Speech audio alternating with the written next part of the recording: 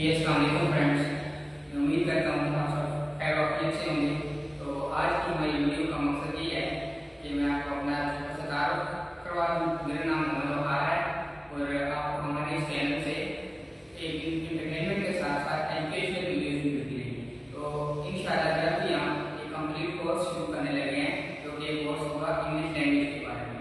और उनमें खास तौर पर फोकस करेंगे इंग्लिश के जो टेंसेज हैं, इंग्लिश टेंसेज समझाए जाएंगे, जो कि आजकल कई स्टूडेंट्स को टेंसेज समझ नहीं आती। तो हम इंतहाई इजी वर्डिंग में और सादा लफ्जों में टेंस आपको समझाने की कोशिश करेंगे।